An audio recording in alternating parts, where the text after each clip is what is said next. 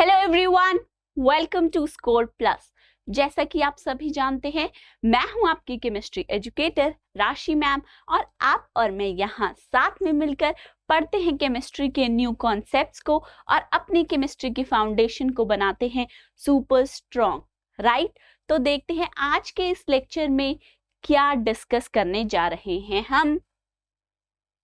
जैसा कि आप जानते हैं, हम chapter 3 of class 9th discuss कर रहे थे, जिसका टाइटल है atoms and molecules, right.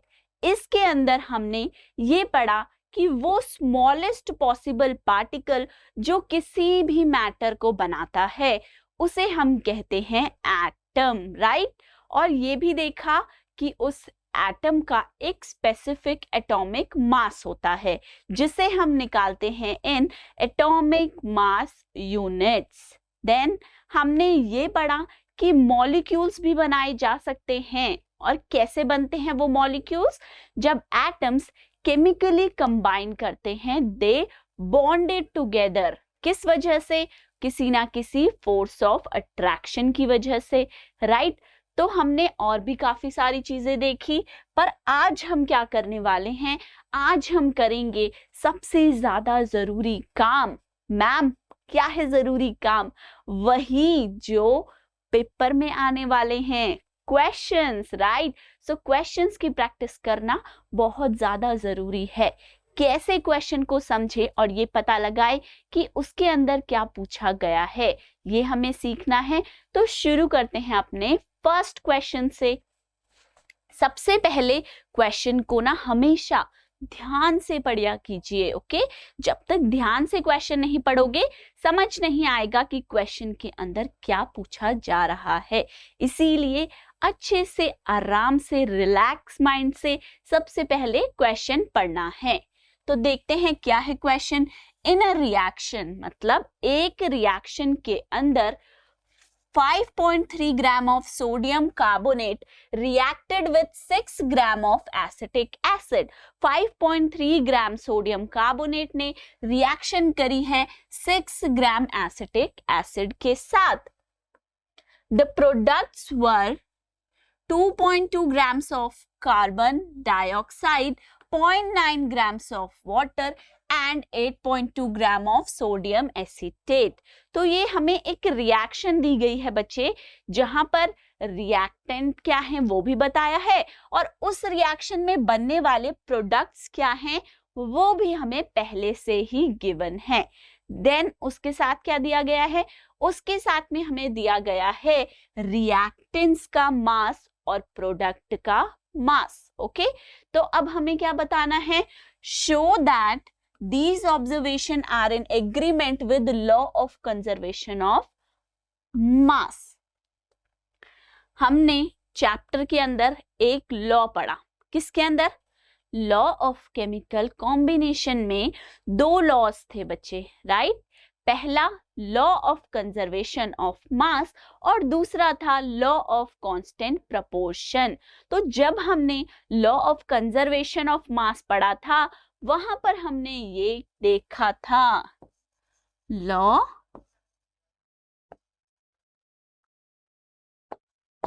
Of conservation of मास के अंदर हमें ये बताया गया, इन अ केमिकल रिएक्शन, जब भी कोई केमिकल रिएक्शन होगी, mass of the reactant is always equal to the mass of the product. क्यों होता है ऐसा? क्योंकि भाई हमें डाल्टन जी ने दी है एक डाल्टन एटॉमिक थ्योरी। उसके अंदर उन्होंने ये बताया था कि सभी सब्सटेंसेस बने होते हैं छोटू छोटू एटम से। और एक और चीज भी बताई थी, वो क्या? उन्होंने ये कहा था, in a chemical reaction atom can neither be created nor be destroyed. किसी भी केमिकल रिएक्शन के अंदर ना तो कोई अलग से एटम प्रोड्यूस हो सकता है और ना ही कोई पहले से प्रेजेंट एटम डिस्ट्रॉय किया जा सकता है। तो इससे साफ साफ क्या साबित हुआ? लॉ ऑफ कंजर्वेशन ऑफ मास, कि हमेशा देखो अगर दोनों साइड पे एटम्स बराबर रहेंगे, सेम रहेंगे, तो उनका मास भी तो सेम होगा। तो लॉ ऑफ कंजर्वेशन ऑफ मास हमें कहता है मास ऑफ रिएक्टेंट्स किसके इक्वल बराबर होता है, मास ऑफ प्रोडक्ट्स के, राइट। ऐसा क्यों हुआ, क्योंकि नंबर ऑफ एटम्स रिएक्टेंट और प्रोडक्ट साइड पे इक्वल होते हैं, इसीलिए मास भी इक्वल रहता है। ओके, अब यहाँ हमें प्रूफ करना है, तो यहाँ हमें क्या करना होगा, अगर हमें law of conservation of mass को प्रूफ करके दिखाना है कि हाँ जी इस रिएक्शन के अंदर ये लॉ फॉलो किया जा रहा है, तो कैसे करेंगे, अगर हम ये साबित कर दें कि रिएक्टेंट्स का मास बराबर है किसके, प्रोडक्ट के मास के, तो ये लॉ फॉलो हो जाएगा। तो देखते हैं कैसे करेंगे हम।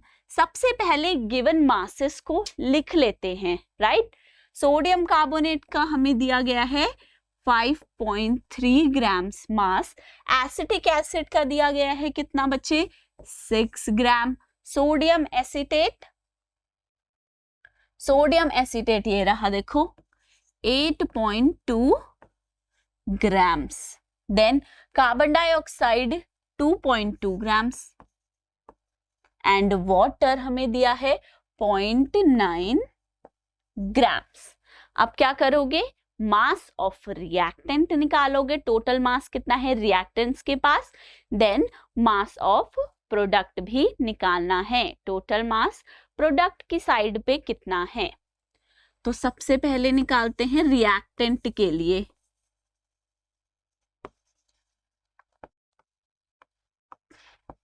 टोटल मास ऑफ रिएक्टेंट कैसे निकलेगा, जितने भी रिएक्टेंट्स हैं उन सभी के मासेस को सम कर दो, ऐड कर दो।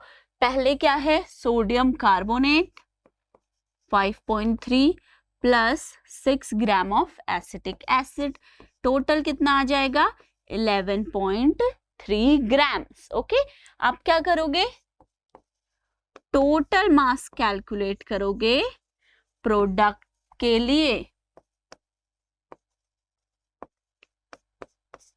कर दो। 8.2 ग्राम्स है सोडियम एसीटेट, 2.2 है आपका कार्बन डाइऑक्साइड और 0.9 है आपका वाटर।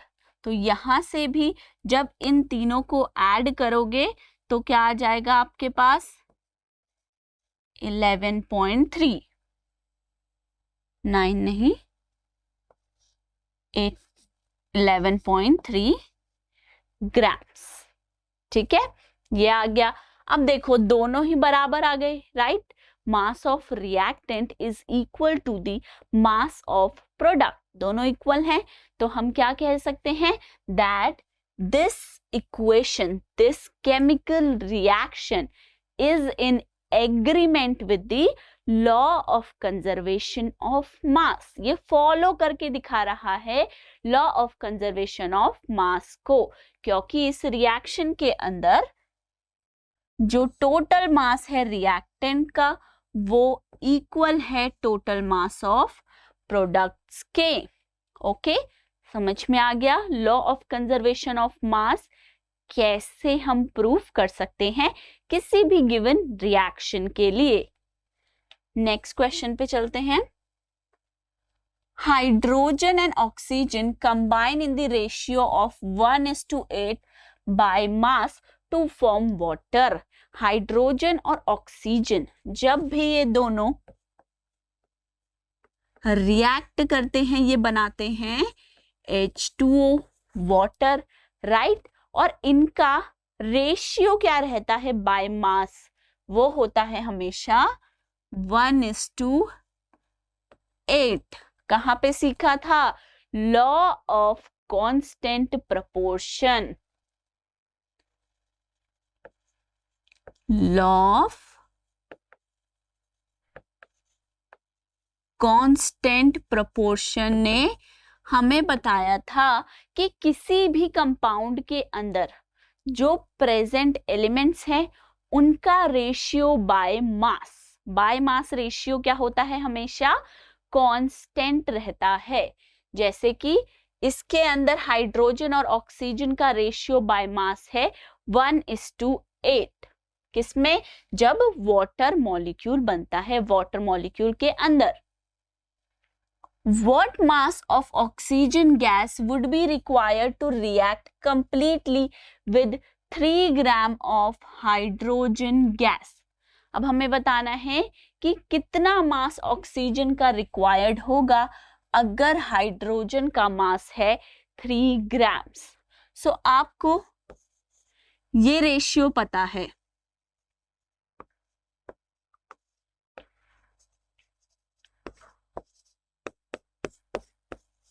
हाइड्रोजन और ऑक्सीजन का रेशियो कितना होता है?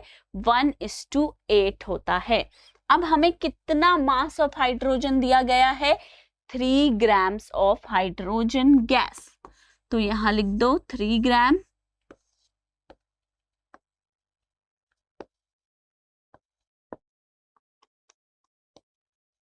ये आ जाएगा। अब क्या करेंगे? Cross multiplication. सो यहां से क्या आएगा? मास ऑफ ऑक्सीजन गैस कितना रिक्वायर्ड है हमें? 3 ग्राम्स मल्टीप्लाइड बाय 8, 24 ग्राम्स। ठीक है, ये कैसे आया? ये कैसे आया आपका? आपने यूज किया है यहां लॉ ऑफ कांस्टेंट प्रपोर्शन। ठीक है, समझ में आ गया। नेक्स्ट क्वेश्चन पे चलते हैं। अब देखो, जो भी क्वेश्चन आ रहा है उसमें आपको ये समझना भी जरूरी है कि हर एक क्वेश्चन में अलग अलग कॉन्सेप्ट लग रहा है। जैसे फर्स्ट में हमने लॉ ऑफ कंजर्वेशन ऑफ मास किया यूज, दूसरे में हमने यूज करा है लॉ ऑफ कांस्टेंट प्रपोर्शन। तो हमें ये पहचान होनी चाहिए कि किस तरीके से हम पहचानेंगे कि किस क्वेश्चन के अंदर कौन सा कॉन्सेप्ट यूज किया जा रहा है। Okay, Which postulate of Dalton's atomic theory is the result of law of conservation of mass? तो ये बोल रहे हैं कि कौन सी डेल्टन एटॉमिक थ्योरी है जो कि law of conservation of mass को बताती है। सो कौन सी है? एक डेल्टन का पोस्टुलेट है, डेल्टन्स एटॉमिक थ्योरी से एक हमारा पोस्टुलेट है जो कि क्या कहता है? Atom can neither be created nor destroyed in a chemical reaction.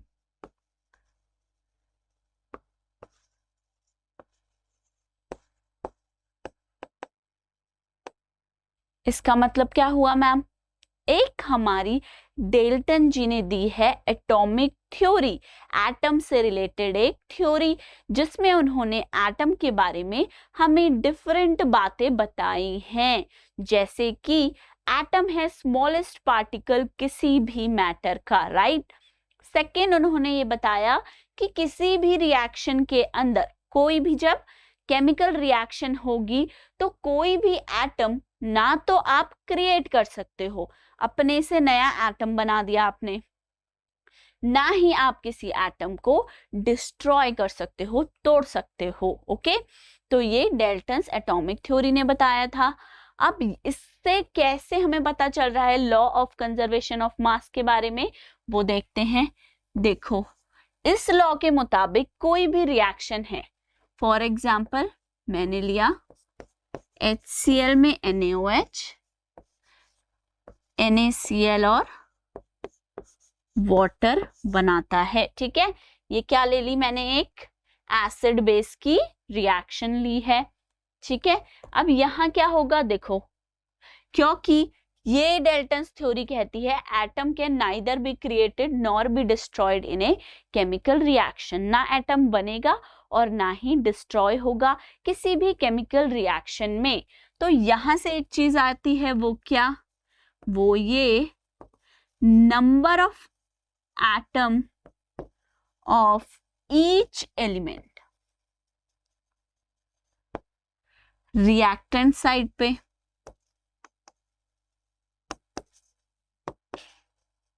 किसके बराबर होंगे,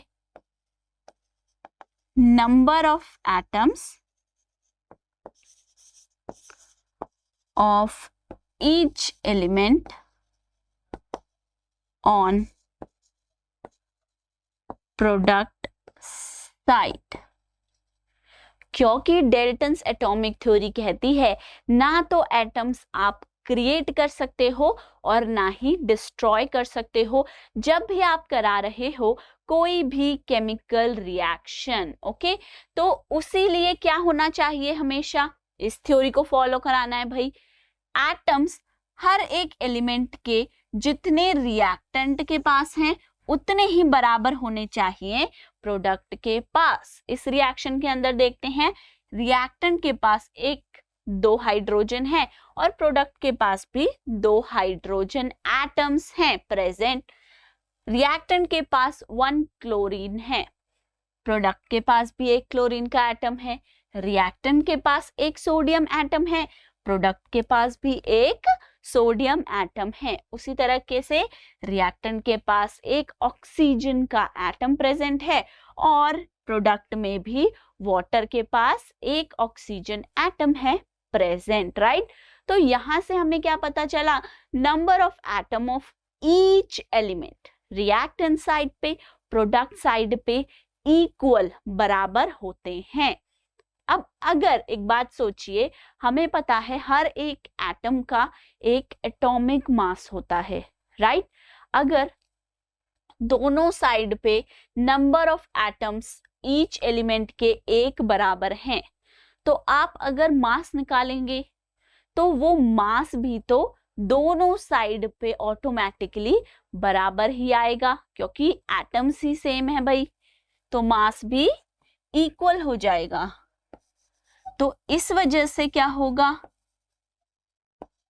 मास ऑफ रिएक्टेंट्स इक्वल हो जाएगा, बराबर हो जाएगा मास ऑफ प्रोडक्ट्स के, राइट। और यही तो है हमारा law of conservation of mass total mass of the reactant is equal to the total mass of products in a chemical reaction. Hence हमने प्रूफ करके दिखा दिया। नेक्स्ट क्वेश्चन पे चले। Which postulate of Dalton's atomic theory can explain the law of definite proportion? देखो same Dalton's atomic theory को ही अब बताना है कौन सा पोस्टुलेट है डेल्टन्स एटॉमिक थ्योरी का जो एक्सप्लेन कर सकता है, हमें बता सकता है कि लॉ ऑफ कांस्टेंट जो प्रपोर्शन है, जो लॉ ऑफ डेफिनेट प्रपोर्शन है, ये कैसे अप्लाई होता है, कैसे ये सही है, ठीक है। तो अब वो देखते हैं।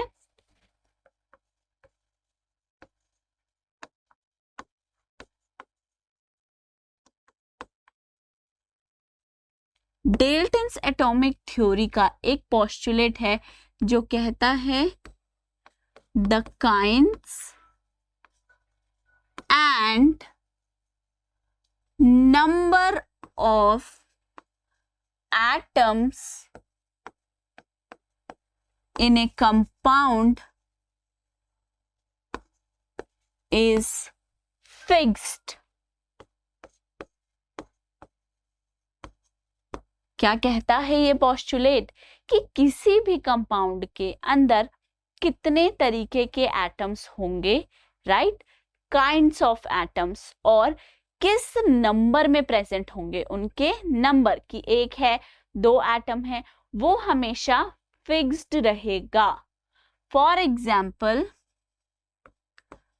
अगर हम बात करते हैं अमोनिया की, तो इसके अंदर NH3 के अंदर हमेशा जो काइंड ऑफ एटम्स हैं वो क्या रहेंगे, एक नाइट्रोजन एटम और एक हाइड्रोजन एटम, ठीक है। काइंड ऑफ एटम्स क्या रहेंगे, दो ही, नाइट्रोजन और हाइड्रोजन। उसी तरीके से इसके अंदर नंबर ऑफ एटम्स जो हैं कि किस एलिमेंट के कितने एटम प्रेजेंट हैं वो भी क्या रहेंगे, वो भी फिक्स रहेंगे, सेम रहेंगे कि एक नाइट्रोजन और 3 हाइड्रोजन के एटम्स प्रेजेंट हैं अमोनिया कंपाउंड के अंदर, राइट। उसी तरीके से वाटर के अंदर H2O, कौन कौन से काइंड ऑफ एटम्स हैं, हाइड्रोजन है और ऑक्सीजन है, ठीक है। हाइड्रोजन के नंबर ऑफ एटम्स कितने हैं, 2 हैं, और ऑक्सीजन के नंबर ऑफ एटम्स कितने हैं, 1 है, 1 है। तो यानी कि काइंड ऑफ एटम भी इसके अंदर फिक्स है कि हाइड्रोजन और ऑक्सीजन ही होंगे, और उनके नंबर भी फिक्स है कि 2 हाइड्रोजन और 1 ऑक्सीजन इसके अंदर प्रेजेंट होगा, ओके। अब यहीं से ही क्या चीज आती है, यहीं से बच्चे अगर एक स्पेसिफिक कंपाउंड के अंदर हमने टाइप्स ऑफ एटम को भी फिक्स कर दिया और उनके नंबर को भी फिक्स कर दिया, तो ऑटोमेटिकली क्या होगा, उनकी मास की जो रेशियो है वो भी फिक्स हो जाएगी, राइट। जैसे वाटर में क्या हो जाती है हमारी 1:8 रेशियो हाइड्रोजन और ऑक्सीजन के मासेस की, है ना।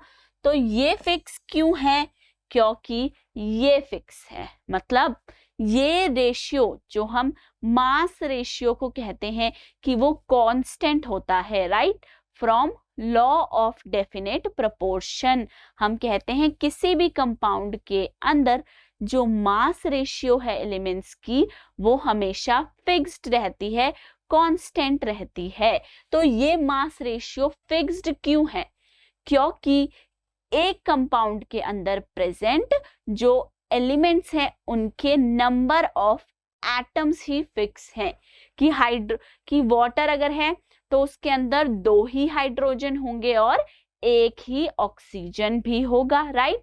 तो अगर हमने kinds and number of atom को किसी भी कंपाउंड के अंदर फिक्स कर दिया तो ऑटोमेटिकली उनकी मास रेशियो भी फिक्स हो जाएगी, और वही हम बताते हैं लॉ ऑफ कांस्टेंट प्रोपोर्शन में, ओके। नेक्स्ट क्वेश्चन पे चलते हैं। Define atomic mass unit. Atomic mass unit को हमें डिफाइन करके बताना है कि एटॉमिक मास यूनिट क्या होती है। तो देखो बच्चे, एटम हमें पता है, एटम क्या है, स्मॉलेस्ट पार्टिकल है किसी भी मैटर का, राइट। एटम स्मॉलेस्ट पार्टिकल है। अब उस एटम का क्या मास है वो पता चलता है एटॉमिक मास से। अब उस एटॉमिक मास को बताने के लिए यानी कि एक्सप्रेस करने के लिए किस तरीके से उसे एक्सप्रेस किया जाए, एटॉमिक मास को हम लेकर आए हैं एटॉमिक मास यूनिट, ठीक है। अब हमें डिफाइन करना है कि एटॉमिक मास यूनिट कहां से आई है। तो हम क्या कहते हैं, 1 एटॉमिक मास यूनिट, जिसे हम शॉर्ट में AMU लिख देते हैं या फिर हम इसे U से रिप्रेजेंट करते हैं। तो ये 1 एटॉमिक मास यूनिट इक्वल होती है 1/12 of mass of carbon 12 atom के, ठीक है। क्या करना है, कार्बन 12 जो है उसके एक एटम के मास का 1/12 पोर्शन निकालना है, वही होता है किसके बराबर, 1 एटॉमिक मास यूनिट के बराबर।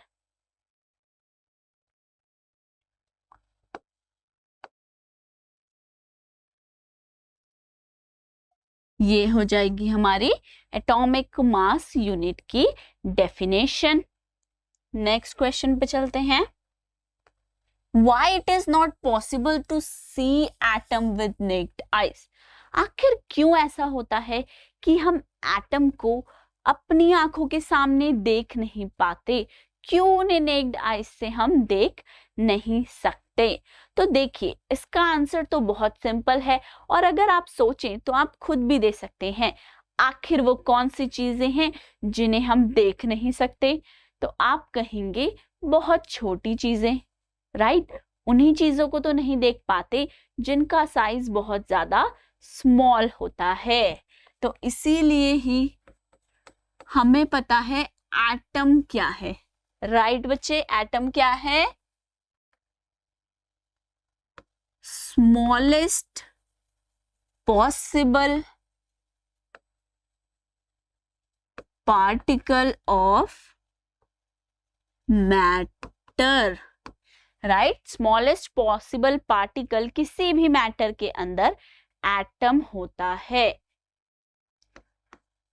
अब बात करते हैं इस एटम के साइज की, कि आखिर ये एटम कितना बड़ा या कितना छोटा होता है।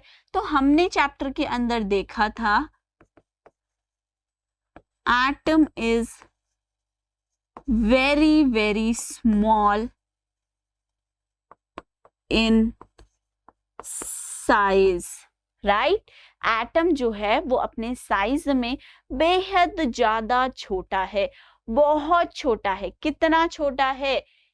एटम के साइज को मेजर करने के लिए हम यूज करते हैं एटॉमिक रेडियस।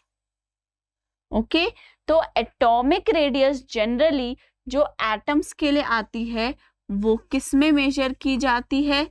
नैनोमीटर यूनिट में, ठीक है? किस में निकलती है? इन नैनोमीटर्स। और ये नैनोमीटर कितनी छोटी यूनिट है ये देखने के लिए देखते हैं कि इसे मीटर में कैसे कन्वर्ट कर सकते हैं। जो 1 नैनोमीटर है वो होता है 10⁻⁻⁹ मीटर के बराबर। यहां से क्या पता चलेगा? 1 नैनोमीटर 1/10⁹ इतना छोटा हिस्सा है किसका?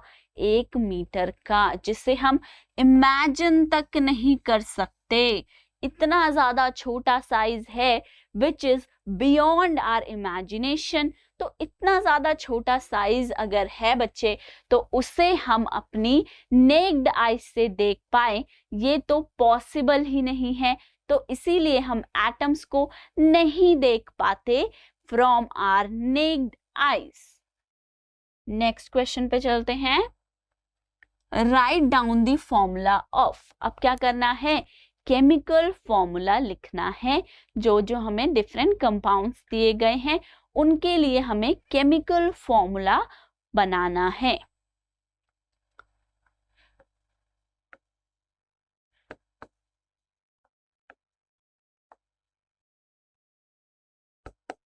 सबसे पहले समझते हैं कि केमिकल फॉर्मूला क्या है, क्यों हमें इसकी जरूरत है। तो केमिकल फॉर्मूला क्या है? Symbolic representation of compounds composition.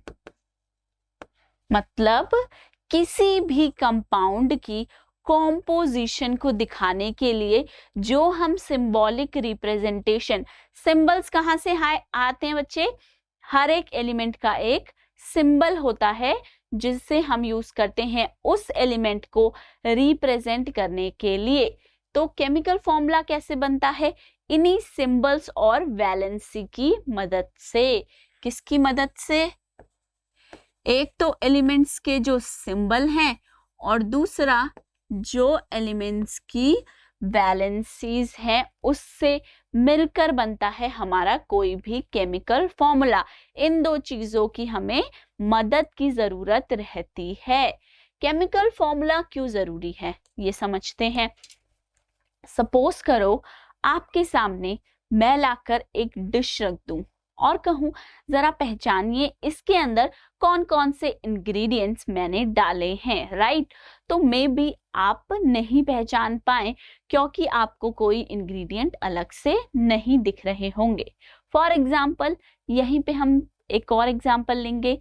मैंने डिफरेंट फ्रूट्स लिए और उनका जूस बना दिया और आपको पिलाया और मैंने पूछा जरा गैस कीजिए, एक गेम प्ले करते हैं, गैस करके बताइए कौन कौन से फ्रूट्स इसमें प्रेजेंट हैं। सो मे बी आप गैस नहीं कर पाए, राइट। ऐसा हो सकता है कि हम उसका आंसर करेक्टली नहीं कर पाएंगे। वहीं दूसरी तरफ मैंने क्या किया, एक बड़ी सी फ्रूट बास्केट लेके उसके अंदर डिफरेंट टाइप के फ्रूट्स रख दिए, एप्पल, मैंगोस, पपाया, पियर, ठीक है, और उसको आपके सामने रख दिया। अब अगर मैं सेम क्वेश्चन पूछूंगी कि कौन कौन से फ्रूट्स प्रेजेंट हैं, तो आपका आंसर आएगा बिल्कुल धुआंधार, है ना, और बिल्कुल सही भी आएगा कि मैम एप्पल है, पपाया है, पियर है, ऑरेंज है, ये सारे फ्रूट्स हैं। अब मैं पूछूंगी बच्चे कैसे पता चला, तो आप जवाब देंगे मैम देख के पता चला, राइट। आपने हमें दिखाए हैं कि ये अलग अलग फ्रूट्स रखे गए हैं इस बास्केट के अंदर, इसीलिए इजीली आंसर कर पाए। उसी तरीके से बच्चे जब हम किसी कंपाउंड का नाम लेते हैं, फॉर एग्जाम्पल मैंने बोला अमोनिया। अब अमोनिया नाम से आप ये नहीं समझ पाएंगे उसके अंदर कौन से एलिमेंट प्रेजेंट हैं, उसके अंदर किस एलिमेंट के कितने एटम प्रेजेंट है, राइट। सेम वे में सोडियम ऑक्साइड, मैम अब कुछ कहेंगे मैम हम तो बता देंगे सोडियम भी है और ऑक्सीजन भी है, लेकिन ये बता पाओगे कि किसके कितने एटम्स प्रेजेंट हैं, नहीं बता पाओगे, राइट। वहीं अगर हमारे पास किसी भी कंपाउंड का फॉर्मूला होता है, केमिकल फॉर्मूला, तो हमें इजीली उसकी कॉम्पोजिशन, बनावट जो है उस कंपाउंड की, वो हमें बहुत आसानी से पता चल जाती है। इसीलिए बहुत ज्यादा इंपॉर्टेंट है स्पेशली साइंस में, केमिस्ट्री में, कि हमें केमिकल फॉर्मूले लिखने आते हो, बनाने आते हो, ओके। तो इसीलिए केमिकल फॉर्मूले यूज किए जाते हैं, ओके। और केमिकल फॉर्मूले जब हम लिखते हैं तब हम क्या करते हैं, पहले सिंबल्स लिखते हैं एलिमेंट्स के, उनकी वैलेंसीज लिखते हैं, उसे क्रॉसओवर करते हैं। फिर हमेशा क्या ध्यान रखते हैं हम कि हमेशा मेटल जो है उसको पहले लिखा जाए और नॉन मेटल को उसके बाद लिखा जाए केमिकल फॉर्मूले के अंदर। और अगर कोई भी पॉलीएटॉमिक आयन है तो उसे हम ब्रैकेट के अंदर डालते हैं, तब अगर वो ज्यादा है इन नंबर्स, अगर सिर्फ एक ही पॉलीएटॉमिक आयन है तब ब्रैकेट की जरूरत हमें नहीं पड़ती, लेकिन अगर 2 हैं, 3 हैं, नंबर ज्यादा हैं, तो हमें पॉलीएटॉमिक आयन को ब्रैकेट के अंदर इनक्लोज करना जरूरी हो जाता है, ओके। तो सबसे पहले देखते हैं कौन सा हमें दिया गया है, सोडियम है और ऑक्साइड है, यानी कि सोडियम ऑक्साइड किससे बनता है, सोडियम और ऑक्सीजन से। अब सोडियम का सिंबल क्या होता है, Na, और ऑक्सीजन का O। सोडियम की वैलेंसी होती है +1 और ऑक्साइड में ऑक्सीजन की -2। अब क्रॉस मल्टीप्लाई कर दो क्योंकि हमें चार्जेस बैलेंस करने होते हैं। तो यहां से हमारे पास क्या आ जाएगा, Na2O, ठीक है। ये क्या है, Na2O, ये Na2O बन गया हमारा केमिकल फॉर्मूला। अब कई लोग क्या कर सकते हैं, मैम हम तो लिखेंगे Na2O1, लेकिन एक बात बताइए, जब मैंने O लिखा तो यहां से भी तो साफ साफ आपको पता चल रहा है एक ऑक्सीजन का एटम है, तो यहां इस 1 को लिखने का कोई मतलब बनता ही नहीं है। तो केमिकल फॉर्मूला होगा Na2O। नेक्स्ट चलते हैं एल्यूमिनियम क्लोराइड, एल्यूमिनियम का Al और क्लोरीन का Cl, एल्यूमिनियम की वैलेंसी +3, क्लोराइड की -1, क्रॉस कर देंगे AlCl3,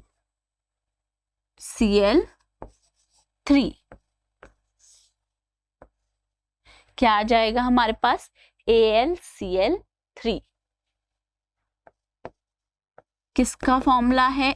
aluminium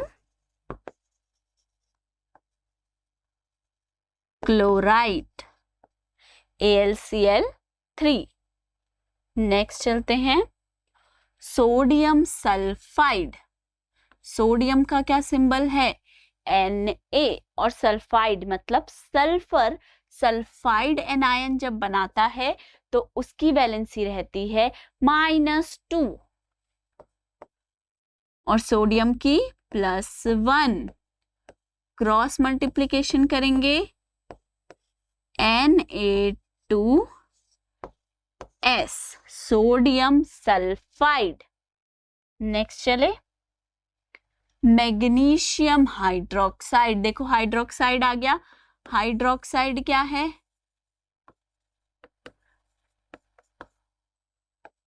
polyatomic ion, right? A group of atoms carrying some charge is known as polyatomic ion, जैसे कि ये हाइड्रोक्साइड है OH नेगेटिव।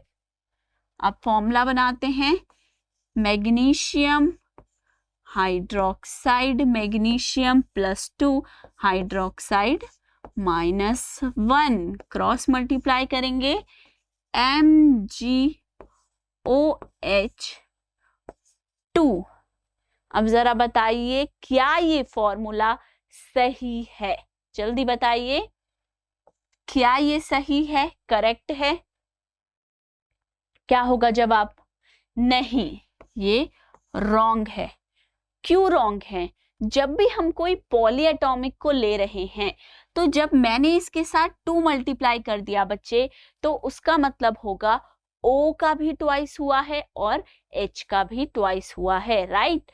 पर यहाँ इस फॉर्मूले से क्या समझ में आ रहा है कि ऑक्सीजन का एक एटम है और हाइड्रोजन के 2 एटम्स हैं, इसीलिए ये गलत है।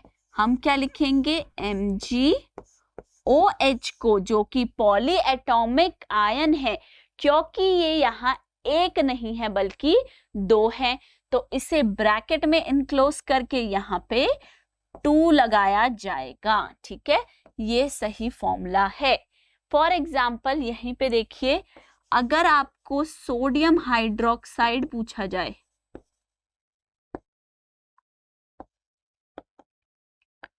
उस केस में देखो सोडियम है, हाइड्रोक्साइड है, सोडियम भी +1, हाइड्रोक्साइड -1, तो इसका फॉर्मूला Na और ब्रैकेट में OH।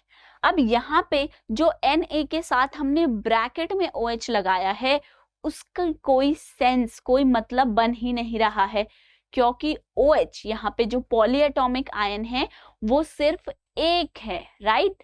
तो इसीलिए इसका कोई मतलब यहाँ पर नहीं बनता। तो फॉर्मूला क्या हो जाएगा? सिंपली NaOH, जिसमें OH में ब्रैकेट नहीं लगाया जाएगा, उसे ब्रैकेट में इनक्लोज करने की जरूरत हमें नहीं है।